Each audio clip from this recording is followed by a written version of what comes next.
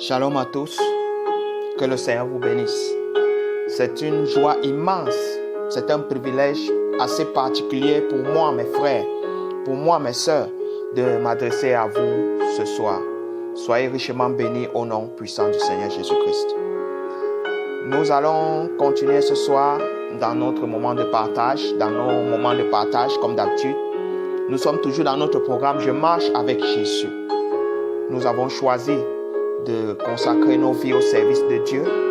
Nous avons choisi de suivre le Seigneur contre vents et marées, contre toutes choses. Et choisissant ainsi de suivre le Seigneur, nous avons besoin d'évoluer dans cette vie. Non plus selon l'orientation commune, selon la volonté ou alors le mode de vie de tout le monde, mais nous devons, nous qui avons choisi de marcher avec Jésus, vivre selon les principes et les préceptes de la parole. Que le Seigneur vous bénisse. Alors ce soir, nous continuons toujours dans notre programme « Je marche avec Jésus ». Aujourd'hui, nous sommes rendus déjà comme ça à 15 jours de ce programme. Nous sommes rendus aujourd'hui à 14 jours, excusez-moi, de ce programme. Et je crois que si nous tenons bon, c'est par la grâce de Dieu. Je bénis le Seigneur pour ceux-là qui suivent de façon assidue notre programme. Mes frères, mes sœurs, toi qui suis ce programme depuis le 1er décembre de façon assidue, le Dieu qui a inspiré ce programme te bénira. Non pas un homme, non pas quelqu'un. Ne le fais pas pour faire plaisir à quelqu'un, mais fais-le pour toi. Et le Dieu qui est fidèle, qui a dit à Job que je ne suis redevable à personne, te bénira parce qu'il n'est véritablement redevable à personne. Je vois ton témoignage arriver. Sois béni au nom de Jésus. Alors, nous allons parler ce soir sur le thème « Dans la présence de Dieu ». Oh oui, dans la présence de Dieu. Vous savez, généralement nous savons, pour beaucoup quand nous donnons nos vies aujourd'hui, nous déclarons, nous faisons des déclarations. Non, moi je vis déjà dans la présence de Dieu, je sais Dieu. Nous allons voir à la lumière de la parole, qu'est-ce que signifie être dans la présence de Dieu. Et ainsi, mon frère, je t'exhorte à la fin de ce partage, que tu examines véritablement ta marche avec le Seigneur, que tu examines ta vie pour voir si véritablement tu es dans sa présence. Et si tu n'es pas dans cette présence-là, je t'exhorte par la puissance du nom de Jésus à aller chercher son Saint-Esprit afin d'entrer dans sa présence.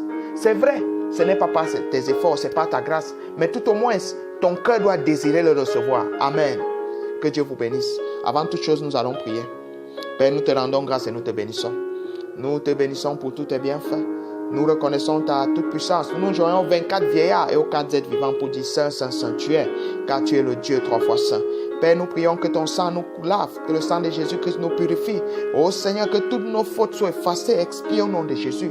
Nous prions, Seigneur, mon Dieu, mon roi, que ta puissance soit sur nous, que ton onction descende sur nous, remplisse, Seigneur, toute personne qui écoutera cet enseignement. Au nom puissant du Seigneur Jésus-Christ, où qu'il soit, Père, je prie maintenant que pendant qu'il va écouter ceci, Père éternel, que tu lui parles, que tu te révèles à lui, que tu lui donnes d'expérimenter cette présence-là. Au nom puissant du Seigneur Jésus-Christ, sois jamais béni, Père, parce que tu es Dieu et tu ne changes pas. Amen. Que le Seigneur soit glorifié. Alors, comme je l'ai dit, ce soir, nous allons parler sur le sous-thème, dans la présence de Dieu. Oui, monsieur. Alors, je vous invite à prendre rapidement avec moi, sans traîner, Ésaïe, le livre d'Ésaïe, chapitre 6, à partir du verset 1. Nous allons lire Ésaïe, chapitre 6, du verset 1 à 8. Je lis la parole de Dieu pour nous. L'année de la mort du roi Osias, je vis le Seigneur assis sur un trône très élevé, et les pans de sa robe remplissaient le temple. Des séraphins se tenaient au-dessus de lui, et ils avaient chacun 6 ailes. 2 dont ils se couvraient la face, 2 dont ils se couvraient les pieds, 2 dont ils se servaient pour voler. Ils criaient l'un à l'autre et disaient « Saint, Saint, Saint est l'Éternel des armées. Toute la terre est pleine de sa gloire. » Les portes furent ébranlées dans leur fondement par la voix qui retentissait, et la maison se remplit de fumée. Alors je dis « Malheur à moi, je suis perdu, car je suis un homme dont les lèvres sont impures. J'habite au milieu d'un peuple dont les lèvres sont impures, et mes yeux ont vu le roi, l'Éternel des armées. » Mais l'un des séraphins vola vers moi, tenant à la main une pierre ardente qu'il avait prise sur l'autel avec des pincettes. Il en toucha ma bouche et dit ceci a touché tes lèvres, ton iniquité est enlevée, ton péché est expié. J'ai entendu la voix du Seigneur disant, qui enverrai-je et qui marchera pour nous? Je répondis, me voici, envoie-moi. Amen. Que le Seigneur bénisse, ajoute des bénédictions à sa parole. Vous savez mes frères, lorsque nous sommes dans la vie normale, dans beaucoup de situations, nous nous sentons généralement, pour beaucoup, ils se sentent bien, suffisants, dignes. Vous voyez? Mais je vais dire que le monde a été structuré d'une manière si bien organisée que l'être humain est né avec un désir. Vous voyez? L'être humain est né avec un désir. Le désir de connaître Dieu. C'est en nous. C'est en nous. C'est quelque chose que nous ne fabriquons pas ou qu'on n'acquiert pas au fil de l'expérience. Non. C'est quelque chose que tu nais avec. Regardez. Lorsqu'un enfant naît d'un père et d'une mère, l'enfant porte l'ADN de ses parents. Amen. L'enfant porte l'ADN de son papa. Et pourquoi? Dieu est notre géniteur. Nous sommes sortis de Dieu. Ça veut dire qu'en nous se trouve quelque chose de Dieu. Et lorsque nous vivons loin de Dieu, cette chose-là nous réclame. Cette chose-là réclame la présence de Dieu. Amen. Cette chose-là réclame la présence de Dieu. Lorsque nous vivons parfois, surtout dans ce monde moderne, comme nous sommes à l'âge de l'église de Laodicée, et cet âge est l'âge dans lequel la plupart des gens se sentent suffisants, ils se sentent en sécurité. Mais lorsqu'un homme entre dans la présence de Dieu, lorsqu'un homme entre en contact avec Dieu, mon frère, lorsque tu entres dans sa présence, c'est là que tu te retrouves.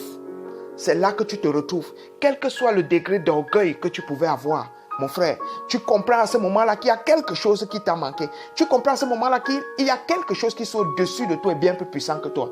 Voilà pourquoi vous pouvez voir des hommes comme l'apôtre Paul, qui avant était un juif qui pratiquait la loi, qui persécutait les disciples de Jésus. Mais lorsqu'il a rencontré le Seigneur Jésus-Christ sur le chemin de Damas, frères et sœurs, sa vision a changé. Pourquoi? Parce que cette lumière qui lui est apparue a changé son esprit. Dès que tu entres en contact avec Dieu, cela crée quelque chose. C'est une réaction normale et naturelle. Aucun homme ne peut entrer dans la présence de Dieu et demeurer tel qu'il a été. Amen. Aucun homme. Voilà pourquoi Moïse, ayant fui Pharaon, lorsqu'il est entré dans la présence de Dieu au buisson Adam, lorsque le Seigneur l'a rencontré, qu'il est entré dans la présence de Dieu, bien-aimé, le même Moïse a pu repartir en Égypte. Pourquoi? Parce qu'il a été dans la présence de Dieu. Il avait des signes et des prodiges qui l'accompagnaient. Aucun homme n'est entré dans la présence de Dieu et il est rentré à ses vomissures. Et il est rentré dans sa vie passée. Et il est rentré à tout ce qu'il faisait de mauvais. Généralement, nous disons, nous sommes nés de nouveau. Nous avons des expériences. Non, je connais Dieu. J'ai fait des expériences avec lui. Mais mon frère, je te pose une question. Si tu es né de nouveau, si tu as rencontré Dieu, mais pourquoi tu pratiques les mêmes œuvres que tu pratiquais avant ta foi? Devant tes frères, devant les gens, parfois devant les gens à l'église, tu masques certaines de tes attitudes. Mais lorsque tu es dans ton intimité, dans ton lieu de service ou loin des regards des autres frères et sœurs, tu pratiques exactement les mêmes œuvres. Tu vis comme tout le monde, tu te conduis comme les païens, tu vis comme un païen. Mais là tu dis tu es né de nouveau. Mes frères, je vous exhorte à lire les passages que je vais vous donner. Allez lire le livre Exode chapitre 3, tout le chapitre. Vous verrez ce qui s'est passé avec Moïse. Allez lire Juges, le livre de Juges, chapitre 6, du verset 22 au verset 23. Je donne seulement là pour ne pas être très long. Allez lire le livre de Genèse, le chapitre 17, le verset 3. C'est Abraham dans la présence de Dieu. Allez lire Actes des Apôtres, chapitre 3, verset 3 à 6. C'est l'apôtre Paul dans la présence de Dieu. Allez lire Jean, Apocalypse, le livre d'Apocalypse, chapitre 1, le verset 7. C'est Jean dans la présence de Dieu. Mes frères, allez voir comment l'exode du peuple d'Israël s'est passé quand ils ont été dans la présence de Dieu dans Exode 19, verset 19. Frères et sœurs, Dieu est surnaturel. Tu dis tu sais Dieu. Tu dis que non, je suis né de nouveau. Mais sans effort, le Dieu là qui t'est apparu, parce que ce n'est pas par tes efforts que tu peux servir Dieu.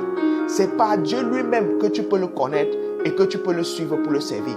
Alors ce Dieu qui t'est apparu, qui s'est révélé à toi, devrait opérer toutes les transformations nécessaires pour que tu puisses le servir en esprit et en vérité. Amen. Mais je t'exhorte donc à ce soir à te poser la question, pourquoi si véritablement je suis Dieu et je connais Dieu, pourquoi est-ce que mon être intérieur n'est pas changé? Nous voyons dans le texte que nous avons lu le prophète Ésaïe. Lorsque le prophète Ésaïe, qui était un grand prophète, Ésaïe, lorsque le Seigneur, il entre dans la présence de Dieu, mes frères et sœurs, quelque chose s'est passé en lui. C'était après la mort du roi Osias. Et nous savons d'après les écrits saints que Ésaïe était très proche du roi Osias. Ésaïe était très proche du roi Osias. Mais le Seigneur a attendu que sa position de confort soit enlevée. C'est-à-dire que le roi Osias qui lui donnait toute une série d'avantages soit parti pour qu'il puisse se révéler à Ésaïe. Pourquoi? Parce qu'il fallait que Ésaïe ait toutes les dispositions naturelles et spirituelles pour pouvoir avoir son attention rivée vers le Seigneur. Beaucoup d'entre nous, ce qui nous empêche d'entrer dans la présence de Dieu, mes frères, c'est les positions de confort dans lesquelles nous sommes. Nous nous accrochons à des choses. Non, je compte sur mon père, je compte sur ma mère, je compte sur mon frère, je compte sur ma soeur, je compte sur mon époux, je compte sur mon épouse. Frère, Dieu veut que tu comptes sur lui. Tu veux la présence de Dieu. Tu es dans l'église, tu as donné ta vie au Seigneur et tu veux expérimenter la présence de Dieu. Tu veux être dans la présence de Dieu. Mais mon frère, tu as une seule chose à faire. Donne véritablement ton cœur à Jésus. Mets tous tes espoirs en lui. Amen. Mets tous tes espoirs en lui. Le problème qui se pose généralement dans l'église, c'est quoi? C'est que nous voulons marcher avec Dieu, mais nous voulons marcher avec le Seigneur selon nos conditions. Or, lorsque Dieu se révèle à toi, c'est lorsque tu as déjà... Je dirais comme ça, tu as des éléments en toi. Il a vu en toi ce qui manifeste de l'intérêt à son égard.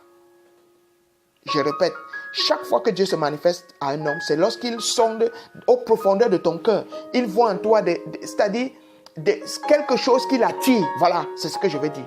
Tu ne peux pas entrer dans la présence de Dieu si d'une manière ou d'une autre, tu ne soupires pas à faire quelque chose pour le Seigneur. Voilà Ésaïe qui entre dans la présence de Dieu. Et lorsqu'il entre dans la présence de Dieu, Ésaïe s'humilie. Et il a peur. Il se met à dire qu'il va mourir. C'est l'impression que ça te fait, mon frère. Dieu est si grand et si puissant que lorsque tu te retrouves dans sa présence, tu as l'impression que tu es déjà en train de vouloir quitter la terre. Tu te dis toujours que non, peut-être si tu es apparu, c'est parce qu'il doit t'enlever. Pourquoi?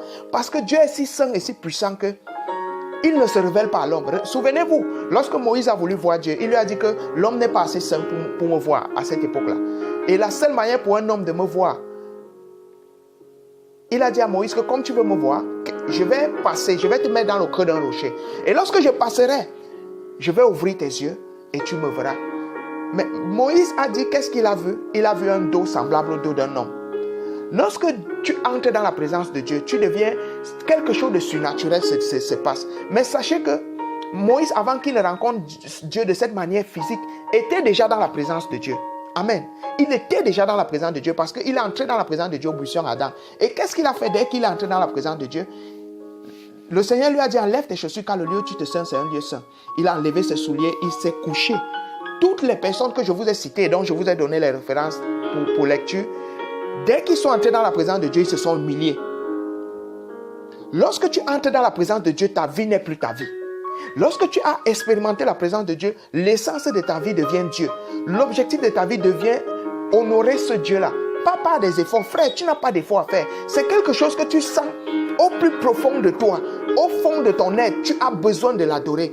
Quand tu expérimentes la présence de Dieu, frère, tu te sens petit. Beaucoup d'entre nous, nous sommes hautains. Nous sommes orgueilleux.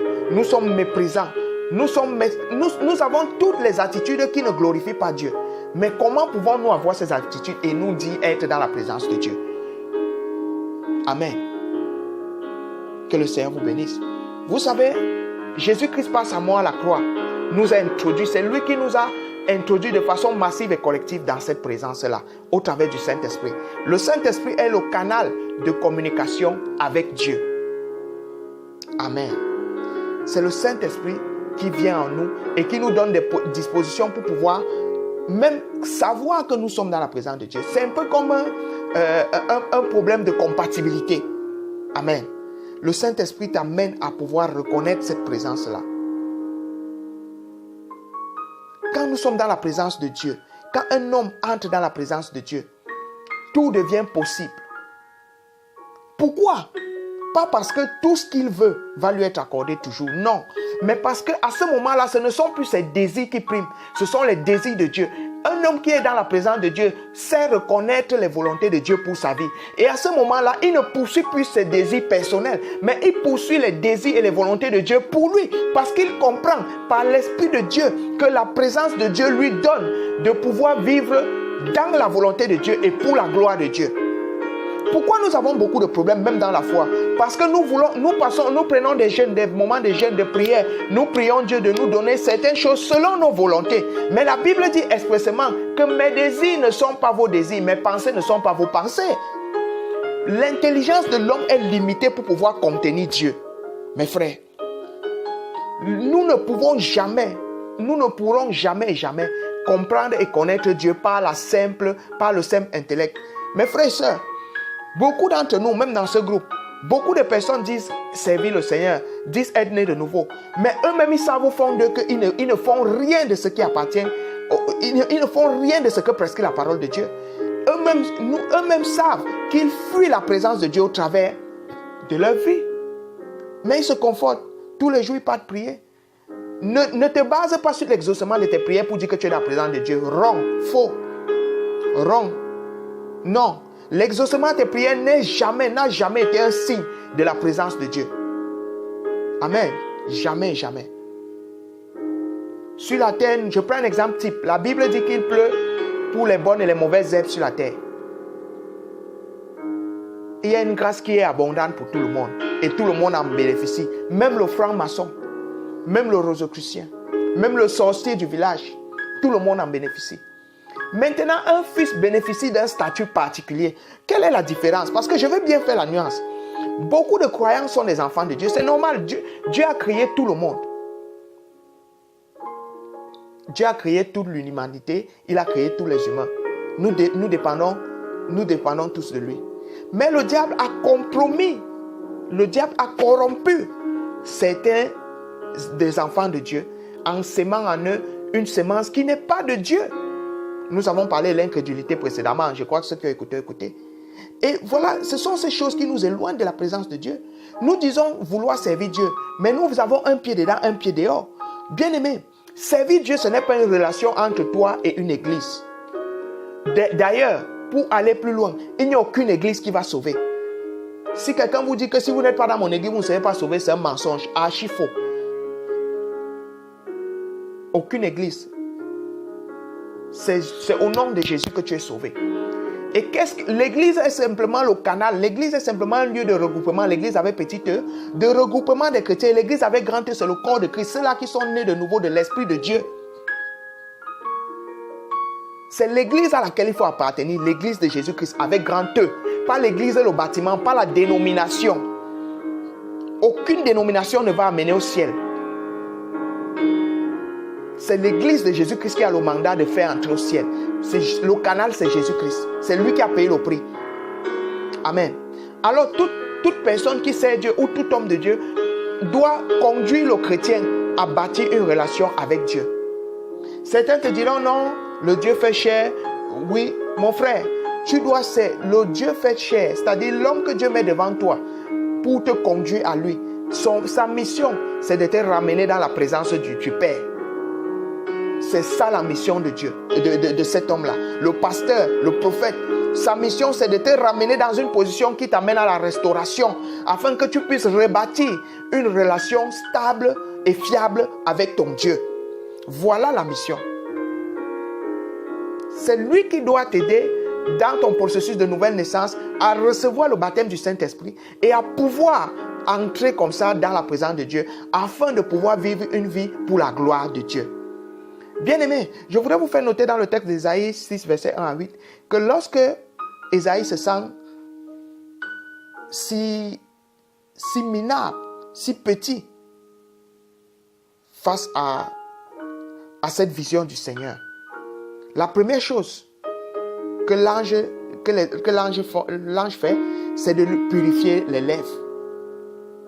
Pourquoi?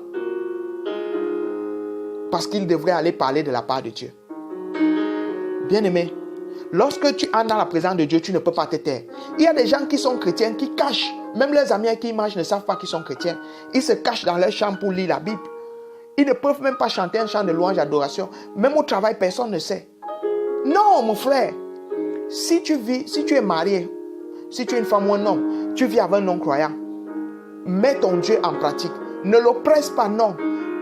Vis simplement la vie de la parole en esprit, en vérité, et laisse Dieu travailler dans sa vie. Beaucoup d'entre nous qui avons des couples mixtes, beaucoup de ceux-là qui sont peut-être venus au Seigneur et leur conjoint n'est pas venu, il ou elle. Le problème qui se pose, c'est que vous-même, vous n'appliquez pas la parole dans vos vies. Alors vous ne pouvez pas convertir un homme ou une femme. La seule manière pour que tu amènes ton conjoint à la pleine manifestation de la puissance de Dieu, à connaître Dieu en esprit, en vérité, c'est que toi-même tu vives la parole. Totalement la parole. C'est ce qui va le convertir. Toi-même, tu n'es pas dans la présence de Dieu. Comment tu pourras faire pour ébranler d'autres personnes? Quand tu entres dans la présence de Dieu, tu ne peux pas te taire. Parce que la présence de Dieu te donne de parler. Chaque fois qu'un homme est entré dans la présence de Dieu, il est ressorti avec un message. Avec une mission. Je vais dire ça comme ça. Parce que si je dis message, ça va être comme si non. Avec une mission. Chaque chrétien a une mission accomplie pour la gloire de Dieu. Je dis chaque chrétien a une mission accomplie pour la gloire de Dieu. Alors toi qui penses que ton rôle dans l'église c'est seulement de venir prendre les bénédictions. Non mon frère, si tu es vraiment entré dans la présence de Dieu, Dieu t'a donné une mission. Quelle est la mission que Dieu t'a donnée? Toi qui as donné ta vie au Seigneur depuis 10 ans, quelle est la mission que Dieu t'a donnée? Ce n'est pas forcément de prêcher, mais chacun a une mission. Chanter c'est une mission. Travailler dans l'église c'est une mission. Être un bâtisseur de l'œuvre pour l'œuvre de Dieu, c'est une mission. Accompagner l'œuvre de Dieu, c'est une mission. Prendre soin des enfants de Dieu, c'est une mission. Toi, quelle est la mission que Dieu t'a donnée? Tu es dans la présence de Dieu, oui. Tu es à l'église, bien beau, que Dieu te bénisse. Mais qu'est-ce que la présence de Dieu t'a donné comme mission? Dès l'instant qu'il est entré dans cette présence, ses lèvres ont été purifiées. Ses lèvres ont été purifiées. Et l'iniquité a été ôtée de sa vie. Aujourd'hui, lorsque nous entrons dans la présence de Dieu, lorsque nous acceptons le Seigneur Jésus-Christ comme notre Seigneur Sauveur personnel, nous recevons notre baptême au nom du Seigneur Jésus-Christ, nous recevons le don du Saint-Esprit et nous sommes purifiés. Et lorsque nous recevons cela, nous entrons dans la présence de Dieu. Mon frère, chaque fois qu'un homme entre ou une femme dans la présence de Dieu, il sort avec une mission. Qu'est-ce que ta mission? Quelle est ta mission pour le Seigneur? Parce que c'est bien beau. Le but de ces messages, ce n'est pas simplement de faire des beaux messages. Non, c'est d'interpeller chacun de nous exhorter afin qu'on se remette en question, qu'on remette notre marche avec le Seigneur en question pour voir si nous sommes sur le bon chemin ou si nous avons à refaire des choses. Le royaume de Dieu est forcé et seules les violences en emparent. Tout le monde entrera au ciel. Arrêtons de nous tromper. Arrêtons de nous fourvoyer. Beaucoup de personnes n'entreront même pas. C'est ça qui est la vérité. Beaucoup de personnes n'entreront pas. C'est écrit dans vos Bibles noir et blanc. Toi qui fais des sacrifices, qui veut, il ne sert à rien de perdre ton temps. Non. Entre dans la présence de Dieu. Vous savez, le monde a 2 camps. Le monde n'a pas 3 camps. Qu'on le veuille ou pas, le monde a 2 camps. C'est vrai, un camp fort, mais un camp faible. Mais tout dépend de ta position. Parce que si tu n'es pas dans la présence de Dieu, le camp du diable devient le camp fort pour toi. Mais quand tu es dans la présence de Dieu, l'Esprit de Dieu te donne la force. La plupart des humains, la plupart des êtres humains sur la terre sont consciemment et inconsciemment dans la présence du diable, pas dans la présence de Dieu. Voilà pourquoi nous vivons l'oppression. Je ne dis pas que dans la présence de Dieu, le malheur ne pourra plus essayer de te toucher ou te toucher. La Bible dit le malheur atteint souvent le juste, mais l'Éternel l'en délivre toujours. Amen. Le malheur atteint souvent le juste, mais l'Éternel l'en délivre toujours. C'est la Bible qui nous le dit.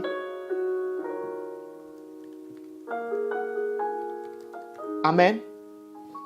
Alors, je voudrais que tu examines ta marche avec le Seigneur ce soir. C'est le but de cette exhortation, de ce partage. Quand vous prenez le psaume 34, la Bible dit, psaume 34 à partir du verset 18 jusqu'au verset 19, la Bible dit, l'Éternel est près de ceux qui ont le cœur brisé et il sauve ceux qui ont l'esprit dans l'abattement. Le malheur atteint souvent le juste, mais l'Éternel en délivre toujours. Écoutez bien, le malheur atteint souvent, c'est-à-dire parfois, par moment, pas tout le temps, mais parfois, le juste. Mais l'Éternel en délivre toujours. Ici, ce n'est plus souvent, parfois, non. Toujours, toujours, toujours, toujours et toujours. Et si je lis le verset 20, la Bible dit, il garde tous ses os, aucun d'eux n'est brisé. Aucun d'eux n'est brisé. Ce passage fait déjà référence à ce que Jésus-Christ a subi à la croix, mais qui est valable pour tous les chrétiens, parce que lorsque nous entrons en Jésus, nous n'avons pas aux mêmes bénédictions et aux mêmes choses que lui. Il peut arriver que le malheur t'atteigne, c'est vrai, mais l'Éternel va toujours te préserver. Pourquoi? Parce que tu lui es obéissant et soumis. Bien-aimé, tous les jours nous échangeons des messages ici. Nous partageons pendant ce programme. L'objectif n'est pas de prendre du temps pour méditer, pour amener ces exhortations parce que nous sommes meilleurs. Non, l'objectif c'est de nous édifier. L'objectif c'est que tu sortes de ce programme, tu sortes de ce moment ayant acquis la conscience de la présence de Dieu et étant entré dans la présence de Dieu. C'est ça l'objectif. Amen. C'est ça l'objectif. Moi je t'invite ce soir à t'interroger. Suis-je dans la présence de Dieu? Si oui, si je suis dans la présence de Dieu, quelle est la mission que le Seigneur m'a donnée? Tout au moins, il y a Marc chapitre 16, verset 15 à 17, qui est la mission de tout chrétien. Fais-tu cette mission? Combien d'âmes cette année qui est en train de s'achever as-tu apporté au Seigneur? Combien de personnes as-tu édifié? Qu'est-ce que tu as fait pour l'œuvre de Dieu depuis janvier? Toutes tes prières, Seigneur, donne-moi. Seigneur, je veux. Seigneur, aide-moi. Seigneur, donne-moi. Seigneur, je veux. Seigneur, aide-moi. J'ai encore ce problème. Il y a encore ce problème. Mon frère, toi, tu donnes quand et comment? C'est vrai, nous ne pouvons rien donner vraiment à Dieu. Mais nous pouvons au moins lui donner notre adoration. Nous pouvons au moins lui donner notre vie. Donne ta vie à Jésus. Donne ton cœur à Jésus. Tu veux être béni? Donne ton cœur à Jésus, mon frère. Le Seigneur te bénira. Il n'attend que toi. Il est disposé et disponible pour toi. Il veut t'introduire dans sa présence. La Bible dit la moisson est grande et il y a peu d'ouvriers. Il a besoin de ta présence. Il veut que tu viennes dans sa présence. Lui-même, il te donnera tout ce qu'il faut pour la mission qu'il t'a confiée. Ce n'est pas par tes efforts, ce n'est pas par nos efforts. Non, c'est par la puissance de Dieu. C'est par son Esprit Saint que nous pouvons toutes choses. Même pour vivre une bonne vie de foi, toi qui vis encore un pied dedans, un pied dehors, tu dis que tu es enfant de Dieu. Et c'est toi qui sors avec les hommes mariés. C'est toi qui sors avec les femmes mariées. Tu dis que tu es enfant de Dieu. Et c'est toi qui as les chauds. C'est toi qui sors avec de nombreuses filles. Je ne te condamne pas. Je veux juste te dire ce soir que Jésus t'aime. Et s'il m'a délivré de ces choses, il peut également te délivrer de cela. Tu dis que tu es enfant de Dieu. Tu n'es pas sincère. Tu trompes les gens. Tu manipules les gens. Tu commets des actes abominables. Mon frère, je ne te condamne pas. Moi-même, j'ai fait ces choses. Mais je prie que tu expérimentes la présence de Dieu et il t'en sortira. Il te donnera un cœur tellement doux, tellement tendre, que lorsque tu feras du mal à ton prochain, tu ne pourras trouver du repos tant que tu n'as pas arrangé. Voilà ce que fait la présence de Dieu.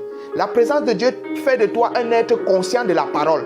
Je répète, la présence de Dieu fait de toi un être conscient de la parole. Donc, la parole de Dieu devient ta parole et ta vie.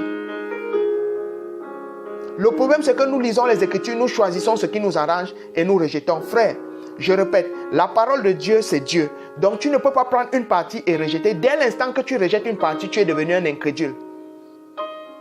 C'est la loi du tout ou rien. C'est la loi, on prend toute la parole et on l'accepte. Si tu n'arrives pas encore à vivre une parole, dis Seigneur, aide-moi et il t'aidera. Que le Seigneur vous bénisse.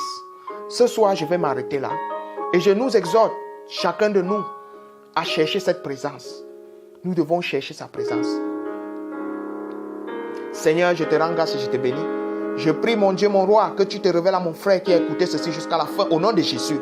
Je prie, Père, par la puissance du nom de Jésus, que Seigneur, il puisse expérimenter ta présence. Que ta présence devienne sa présence. Que ta présence devienne sa présence. Que ta présence devienne sa présence. Au nom de Jésus, je prie que l'Esprit Saint, Seigneur, le visite, Seigneur, et le remplisse. Oh Seigneur, je prie que tout ce qui faisait obstacle, tout péché, toute iniquité, tout ce qui faisait, qu'il empêchait de voir ta face. Parce que tu as dit que tes bras ne sont pas trop courts pour nous toucher, ni tes oreilles trop dures pour nous entendre. Seigneur, que tout péché soit effacé et qu'il puisse voir ta présence. Au nom de Jésus-Christ.